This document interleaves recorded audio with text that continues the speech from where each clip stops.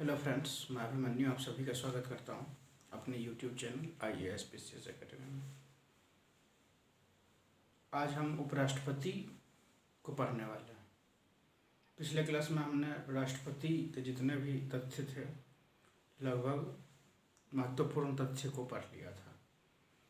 तो आज की क्लास हमारी राष्ट्रपति की शुरू होती है, जो कि आर्टिकल 63 से है।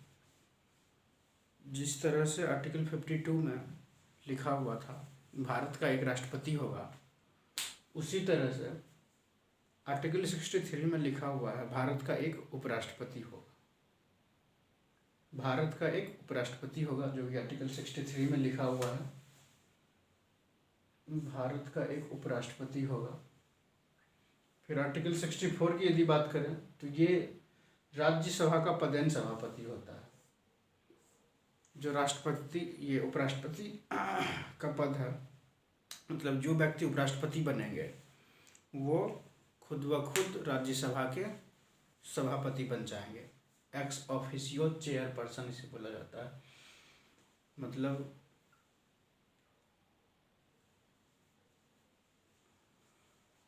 क्या, बहुत आसान है समझना कि जो उपराष्ट्रपति होते हैं वह राज्यसभा के उपसभापति खुद ब खुद बन जाते हैं। पदेन सभा मतलब पद से ही वह सभा, यानी कि जो उपराष्ट्रपति का पद ही सभापति का पद होता है। मतलब जो व्यक्ति उपराष्ट्रपति बनेगा वही राज्यसभा का सभापति बनेगा। तो राज्यसभा के सभापति उपराष्ट्रपति होते हैं और इन्हें जो वेतन मिलता है वो उपराष्ट्रपति के नाम पर से नहीं मिलता है, बल्कि राज्यसभा के सभापति होने के नाते उन्हें वेतन दिया जाता है। फिर आर्टिकल 65 की यदि बात करें तो राष्ट्रपति की अनुपस्थिति में वे सभी कार्य करेंगे जो राष्ट्रपति करते हैं। अर्थात यदि राष्ट्रपति की मृत्यु हो जाती है या किसी कारणवश ऐसे जगह चले जाते हैं और उनकी अनुपस्थिति में उस कार्य को करना अनिवार्य है, तो वो उपराष्ट्रपति करेंगे राष्ट्रपति का कार्य, यदि वो ना हो या मतलब बहुत सारे कारण हो सकते हैं। पिछले क्लास में हमने राष्ट्रपति के क्लास में देखा था कि किस प्रकार से जब राष्ट्रपति की आकस्मिक मृत्यु हो जाती है तो उस कारण से एक तरह से ऐसे आदमी को राष्ट्रपति बनाया जाता है जो कि उपराष्ट्रपति हैं, या उपराष्ट्रपति की अनुपस्थिति में जो जस्टिस हैं, चीफ जस्टिस या अन्य जस्टिस, उसे बनाया जाता है। मतलब राष्ट्रपति का जो पद है वो खाली नहीं रह सकता है, तो इस कारण से उपराष्ट्रपति को बनाया जाता है। या राष्ट्रपति किसी कारण बस अभी नहीं है, प्रेजेंट नहीं है, तो उस कारण से उपराष्ट्रपति ही राष्ट्रपति का कार्य संभालते हैं। तो आर्टिकल 65 में यही लिखा हुआ है। फिर आर्टिकल 66 की यदि बात की जाए तो उपराष्ट्रपति का निर्वाचन किस प्रकार से होता है, यानी कि उनका चुनाव किस प्रकार से होता है, वह चुनाव में मतलब इलेक्शन में किस प्रकार से इलेक्ट होकर उपराष्ट्रपति बनते हैं। तो आइए देखते हैं। तो लोकसभा और राज्यसभा में जितने भी MP होते हैं वो सभी इनके एक तरह से जो निर्वाचक मंडल होता है, निर्वाचक मंडल में सभी जितने भी MP हो गए, लोकसभा और राज्यसभा, यही दो सदन है जो कि पार्लियामेंट में है। तो इसी कारण से इसी दोनों के जो MP हैं, लोकसभा में 545 और राज्यसभा में 245। जब हम राष्ट्रपति को पढ़ रहे थे तो उसमें हमने देखा था कि जब राष्ट्रपति का इलेक्शन हो रहा है तो उसमें से 545 के बदले 2 नहीं थे, 543 थे, क्योंकि 2 को राष्ट्रपति ने ही अपॉइंट किया था।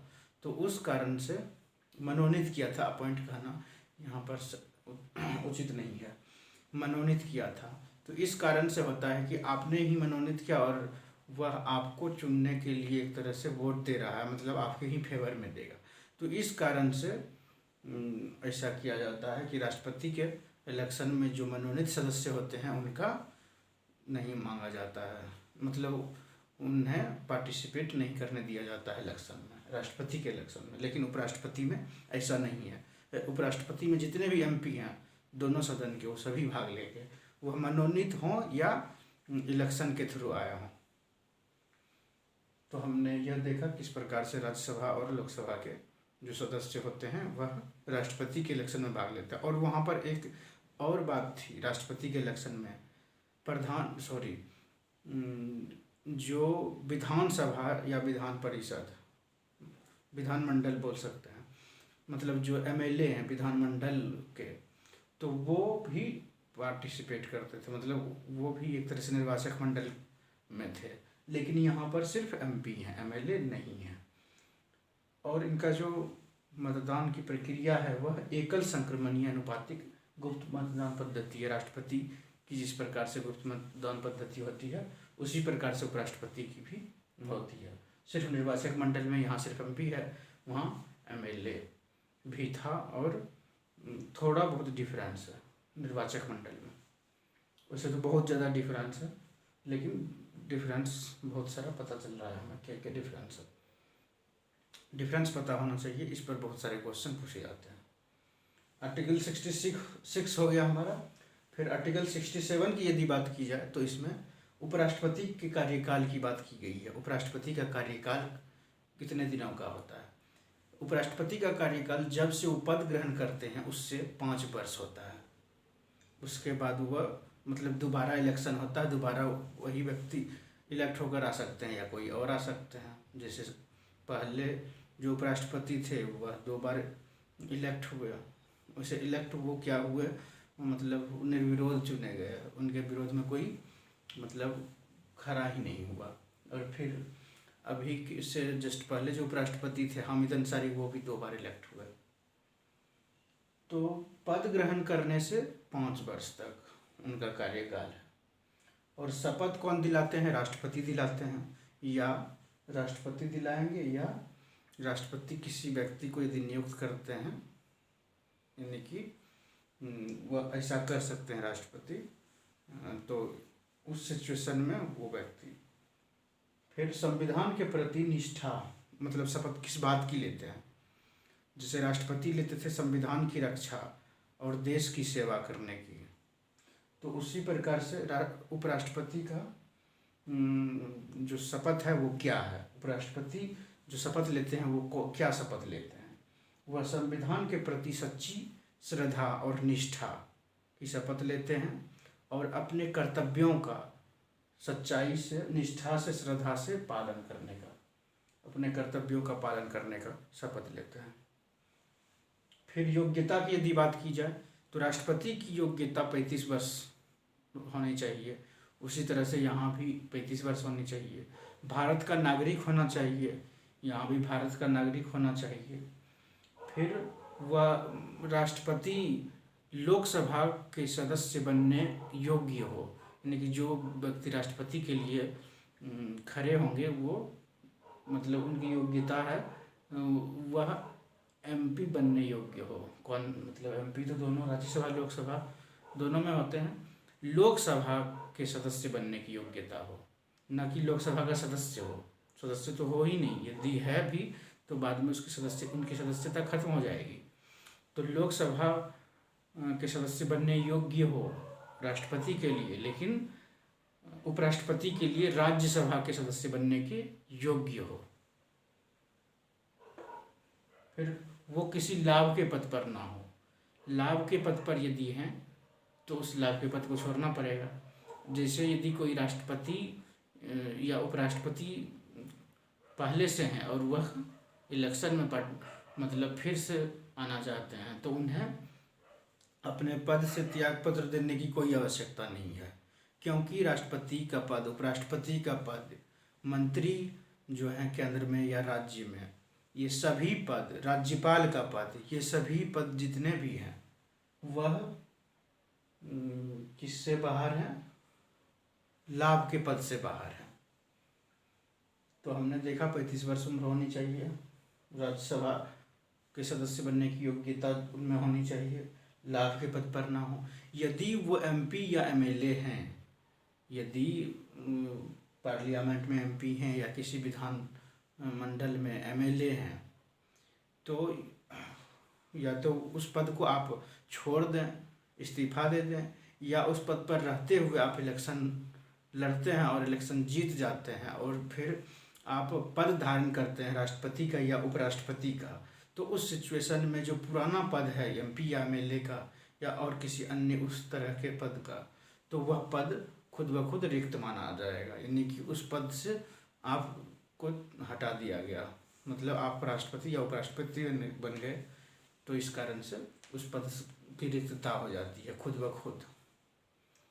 तो हमने योग्यता, उपराष्ट्रपति की योग्यता के बारे में देखा। फिर पद रिक्तता। पद रिक्तता का अर्थ क्या होता है?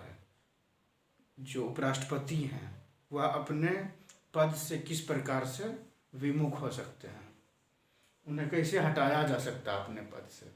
एक तो हटाने का निष्कासन, जैसे राष्ट्रपति का था तो उनका महाभियोग था, इम्पीचमेंट, लेकिन उपराष्ट्रपति में ऐसी बात नहीं है। उपराष्ट्रपति में राज्यसभा में लाया जाएगा एक मतलब प्रस्ताव, जो कि होगा कि हमें उपराष्ट्रपति को हटाना है, तो उसके लिए प्रस्ताव जो लाया जाएगा उससे 14 दिन पहले ही उपराष्ट्रपति को सूचना देनी होती है कि आपके विरुद्ध में प्रस्ताव लाया जाएगा। उसके बाद आप राज्यसभा में प्रस्ताव ला सकते हैं और प्रस्ताव के बाद उस पर यदि पूर्ण बहुमत से, पूर्ण बहुमत का मतलब होता है 50% + 1, यदि 200 है तो 100 + 1 101 पूर्ण बहुमत हो गया। यदि पूर्ण बहुमत से एक तरह से पारित हो जाता है, उनके एक तरह से निष्कासन की जो बात है, तो फिर एक तरह दूसरे सदन से यानी कि लोकसभा से क्या लिया जाता है, मतलब समर्थन, यानी कि यहाँ से पास हो गया और लोकसभा से भी उसी बहुमत से पास हो गया, तो मतलब समझा जाता है कि उपराष्ट्रपति का जो पद है वह रिक्त हो गया। तो इस कारण इस तरह से उपराष्ट्रपति को हटाया जा सकता है। यहाँ पर कोई बहुत बड़ी प्रक्रिया नहीं है, राष्ट्रपति की तरह साधारण प्रक्रिया है। तो हटाने की प्रक्रिया है, या यदि वो खुद ब खुद हटना चाहते हों, यानी कि इस्तीफा देना चाहते हों, तो राष्ट्रपति के नाम वो इस्तीफा लिखेंगे और राष्ट्रपति को देंगे, तो इस कारण इससे भी हट सकता है। और यदि उपराष्ट्रपति का एक कार्य और है, यदि किसी कारणवश राष्ट्रपति की अचानक मृत्यु हो जाती है या राष्ट्रपति इस्तीफा दे देते हैं या किसी कारण से राष्ट्रपति का पद रिक्त हो जाता है, तो उस पद पर उपराष्ट्रपति को बैठाया जाता है, मतलब कार्यकारी राष्ट्रपति उन्हें बना दिया जाता है। उसके बाद चुनाव विवाद है। चुनाव विवाद, यदि इलेक्शन में किसी प्रकार की धांधली लगती है किसी को, जो निर्वाचक मंडल है, सिर्फ मतलब यदि किसी को लगता है तो वह निर्वाचक मंडल ही है जो कि चुनाव विवाद में मतलब एक तरह से कोर्ट में केस दायर कर सकता है, और वह सिर्फ सुप्रीम कोर्ट हो सकता है। सुप्रीम कोर्ट ही राष्ट्रपति या उपराष्ट्रपति या और भी इस तरह के कोई पद हैं तो उनसे संबंधित विवाद में सुप्रीम कोर्ट ही सुनवाई करते हैं और उसका निर्णय करते हैं। यदि लगता है कि कुछ गड़बड़ी हुई है तो सुप्रीम कोर्ट उस इलेक्शन को खारिज कर सकती है। मतलब यदि कोई व्यक्ति गड़बड़ी करके यदि जीत भी गया, किसी कारणवश भी गड़बड़ी हुआ, तो उस कारण से यदि केस हो गया सुप्रीम कोर्ट में और जांच में पाया गया कि ऐसा ऐसा सही में हुआ है, तो उस कारण से खारिज किया जा सकता है। फिर उपराष्ट्रपति जो है भारत का, वह किस देश से लिया गया है? उपराष्ट्रपति का पद वह लिया गया है अमेरिका से। यूएसए जो है, यूनाइटेड स्टेट्स ऑफ अमेरिका, उसी से उपराष्ट्रपति का पद लिया गया है। तो यह तो इस थी हमारी उपराष्ट्रपति की क्लास। कैसा लगा यह क्लास कमेंट करके अवश्य बताएं। आज की क्लास यहीं पर समाप्त होती है। Thank you.